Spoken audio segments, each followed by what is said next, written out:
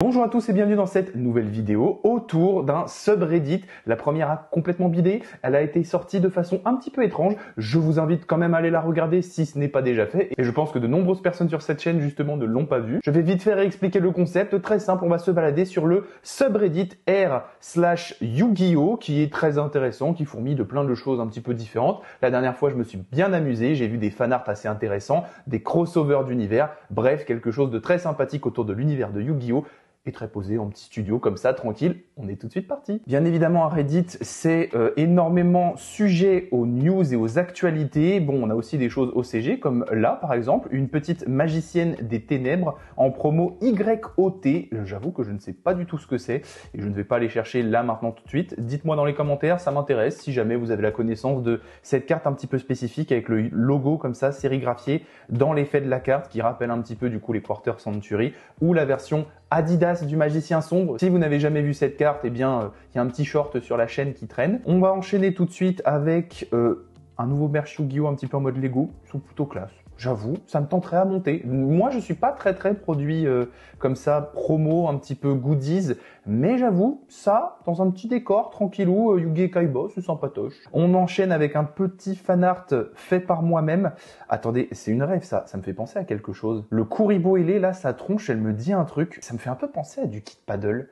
C'est ça que je suis en train de me dire. Là, ça me fait un peu penser à du Kid Paddle. Mais c'est plutôt stylé, hein. Même le détail de la carte, ici, on voit qu'il y a Yubel, c'est pas mal. Ah, puis il y en a plusieurs, j'ai pas fait gaffe.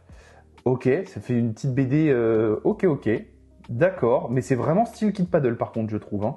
Mais la patte est plutôt cool, ça fait un peu BD franco-belge, c'est sympatoche. Mais lui là, il fait vraiment Kid Paddle, ça me tue. C'est ce que je disais dans la première vidéo, c'est qu'on a une communauté bourrée de talent et de créativité. Franchement, c'est super cool de voir ça. Harpy Chandler Cosplay. Ok, donc il montre les inspi, très bien. What? C'est dans une boutique, ça? Ah non, oh, j'ai cru que c'était dans une boutique. Rien à voir, pas du tout. On voit que c'est chez quelqu'un, il y a une PS4 là. Ok. Bon, il est pas porté, mais c'est pas grave du tout. Mais du coup, il y a du taf. Hein. Il y a un vrai taf de fou furieux. On va zoomer un petit peu. Il y a les plumes, ça a dû mettre un temps fou à les faire, les plumes. Franchement, je serais quand même curieux de voir ce que ça donne porté. Le problème, souvent, je trouve, c'est un petit peu les perruques, les cheveux. Je trouve ça plus intéressant. Bon, après, il faut avoir un paquet de cheveux, hein, mais de faire avec vos vrais cheveux une coiffure. Mais putain, ça veut dire qu'il faut colorer les cheveux, il faut se coiffer et réussir à faire cette coiffure bien particulière. Ça, c'est quand même galère. Le sceptre, par contre, il est incroyable. Hein. Franchement, le sceptre et les pattes, je pense que c'est les parties du costume que j'aime le plus. N'hésitez pas dans les commentaires à réagir à chaque fois à ce qu'on voit d'ailleurs sur ce subreddit. Ça m'intéresse, comme ça fait un petit peu un échange de points de vue entre vous et moi. Et je trouve ça toujours assez cool, mine de rien. Donc ok, plutôt cool le petit cosplay. Konami qui veut traire encore et toujours les 25 ans alors qu'ils sont déjà à bout. On arrive à la fin là, on arrive vraiment à la fin. J'avoue là où je trouve qu'ils ont un tout petit peu forcé, c'est les Rarity Collection, la Quarter Century Bonanza. 3 displays avec full rareté, avec des prix quand même assez violents. Fallait suivre si on avait envie. Après, ce qui est intéressant, c'est que du coup, ça nous permet de pimper ou d'acheter à l'unité. Mais pour moi, ça reste un des gros problèmes du jeu et de Yu-Gi-Oh! C'est que l'unité... L'achat de cartes à l'unité est plus intéressant que les produits et ça c'est un gros problème. La durabilité du jeu à un moment dans le temps, ça risque d'être compliqué. On verra comment le modèle peut continuer comme ça et combien de temps, mais je suis pas très optimiste là-dessus. Bon, on continue à se balader tranquillement. Une petite idée, je soumets une Rarity Collection Time Wizard, partie 1, l'histoire du GOAT format. Oh, ce serait exceptionnel. J'en ai eu l'idée il y a pas très longtemps en débattant avec des amis que justement les formats un peu rétro ou les produits un peu collection mériteraient d'avoir leur propre sortie, leur propre produit et ce serait très intéressant et très intelligent de la part de Konami, je trouve, de faire un mois sur deux une sortie méta compétitive actuelle et l'autre mois de faire une sortie collection ou un petit peu coup de cœur comme ça, nostalgie. Time Wizard, c'est une très bonne idée. Honnêtement, ce serait incroyable s'ils faisaient ça. Je pense que ce serait aussi une bonne respiration pour le jeu de se dire, voilà, on a vraiment une extension actuelle tous les 2 mois et une extension un peu plus collection intéressante pour tous ceux que ça intéresse, bien entendu. tous les 2 mois aussi. Franchement, le Switch serait intéressant, un peu à la manière d'un Call of Duty qui est fait par Treyarch chez Activision, 1 an sur 2. Mais du coup, l'idée est ouf. Franchement, en plus, le gars a fait une liste très intéressante. Je connais pas toutes les cartes, mais je commence à m'intéresser au Go de format pour avoir le bon vieux Yu-Gi-Oh comme avant. Et honnêtement, cette liste, je pense que c'est tous les plus gros bangers du Go de format, en tout cas une grosse partie. Déjà, le Black Luster Soldier juste là. Je sais qu'il a été très important dans l'histoire du Go de format et dans la puissance des decks tout court. On a le Gorille enragé, on a Fracas, on a le Sorcier du Chaos, Cyberjar, Cyberstein, j'en connais quand même pas mal. Dame Guerrière Dédé, le Magicien Sombre du Chaos. Je me rappelle plus du nom de cette carte, ça commence par un T, je crois. Donzalou, Gearfried, la troupe d'assaut Goblin, la Lily fait des piqûres, Jinzo, le Roi des Marais, Kuribo. Je me challenge. En fait, là, je suis en train de me challenger. Combien je vais en avoir au total? Je vous donnerai la note à la fin. On a le Dragon du Tonnerre, le Serpent Sinistre, Sangan. Ah, j'ai un trou de mémoire. Ah, c'est terrible sur celle-là, là. En plus, je sais que je la connais. Ah, c'est terrible. Ah, celle-là aussi, c'est pareil. Le nom exact, mince. Morphojar, Mobius, le Monarque de Glace, Fracas, le Guerrier Magique, Magicien de la Foi. Lui, c'est pareil. Lui, c'est pareil. Le nom du moine, c'est quelque chose, le moine, et j'ai un trou de mémoire. Génovirus, là, on a Tsukuyomi. Ça, je l'ai pas. Celle-là, c'est pareil, changement de move, je crois. Duo de délinquants. Il y a dimension dans le nom. Les noms exacts, je sais pas si c'est fusion dimensionnelle, peut-être. Ça, c'est Etrunade. Ça, c'est Charité Gracieuse. Violent Orage. Vortex Foudroyant. Métamorphose, Seigneur de la Suppression, Pot de Cupidité, Enterrement Prématuré, c'est dur, hein. Faites aussi le petit challenge chez vous. Vous me direz combien vous avez dans les commentaires, ça m'intéresse vraiment. On a Bouc Émissaire, on a Snatch Steel, c'est Vol à l'arraché, Gobelin Parvenu, Destruction de cartes. Attendez, c'est Trap, mais c'est Trap comment? Je sais pas. Est-ce que c'est Trap tout court? Je crois que c'est Trap tout court. Je suis pas sûr. Appel de lettre hantée. Je l'ai collectionné celle-là. C'est terrible quand on a le nom sur le bout de la langue et qu'on se souvient pas. Vraiment, j'arrive pas, je me souviens pas. Tornade de poussière, force de miroir, interruption de Raigeki, anneau de destruction. Celle-là, je l'ai pas du tout. Armure de Sakuretsu, hommage torrentiel. Trappe de pique, mais je suis pas sûr du tout. Celle-là, je l'ai pas du tout. Et Enside, oh là là, insecte volant Kamakiri numéro 2. Le rat géant, l'espion des protecteurs du tombeau. Ça, je l'ai pas. Le dragon masqué, la mer grizzly. Ça, je l'ai pas. Ça, je l'ai pas. La tortue pyramide. J'allais dire ange de loyauté, mais pas du tout. C'est un ange aussi, mais non. Tortue ovni. Là, comme ça, en tout petit, je dirais Zombira, la ténébreuse. Je crois que c'est ça. Là non, et Fossoyeur de cartes. Le résultat s'affiche à l'écran avec le nombre total de cartes composant cette liste, mais voilà, je sais pas si je pense que j'ai plus de la moyenne. Dites-moi votre résultat dans les commentaires et on va enchaîner parce que ce passage était un petit peu trop long, mais intéressant quand même, je trouve. Très bonne idée de ce gars-là, honnêtement. Bon bref, on continue un petit peu. Forcément, voilà, c'est ce que je vous disais, on est dans l'actualité. On vient d'avoir du support annoncé pour les archétypes mythologiques et préhistoriques, qui sont de très vieux archétypes datant de Arsenal Mystérieux, Duel Terminal, en gros, c'est les archétypes de Duel Terminal. Et on a, je crois, de mémoire, 4 cartes annoncées pour chaque archétype.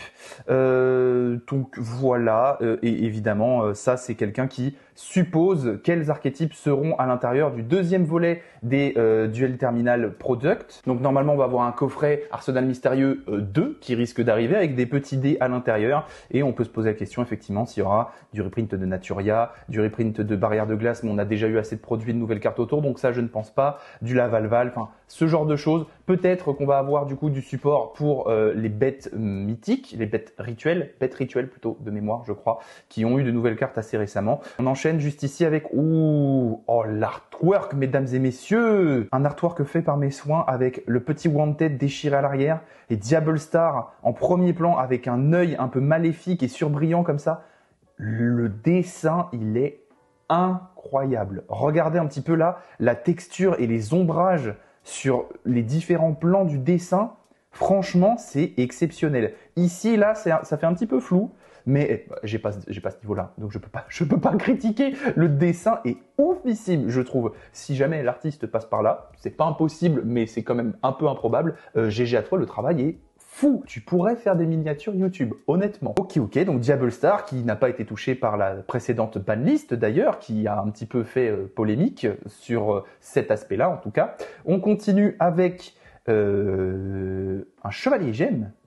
Ok, on continue à se balader. Oh, la Complete White Story autour du lore d'Albaz et d'Ecclesia. C'est un produit au Japon qui va regrouper toutes les cartes qui parlent du lore, qui sont liées entre elles, qui sont entremêlées. Je vous invite à aller regarder, si ce n'est pas déjà fait, et désolé pour le nombre de renvois dans cette vidéo, la vidéo lore spéciale Albaz et Ecclesia que j'ai réalisée. Bah, sachez du coup que je donne des petites statistiques à la fin qui sont intéressantes, et de mémoire, il y a plus de 130 cartes dans le lore d'Albaz et d'Ecclesia, donc vous pouvez toutes les retrouver justement dans ce produit. Il y a vraiment toute une partie en plus avec des sketchbooks, des artworks. On a un magnifique classeur avec les logos de tout ce qui est marqué Dogmatica dessus, et en bonus, on a l'air d'avoir aussi apparemment un playmat exceptionnel, je crois reconnaître le Sanctifier Dragon et Ecclesia. Ce serait du coup un artwork exclusif qui montrerait à la fin de l'histoire le désassemblement d'Albaz et Ecclesia qui avait fusionné pour donner ce dragon, et ce serait extrêmement intéressant.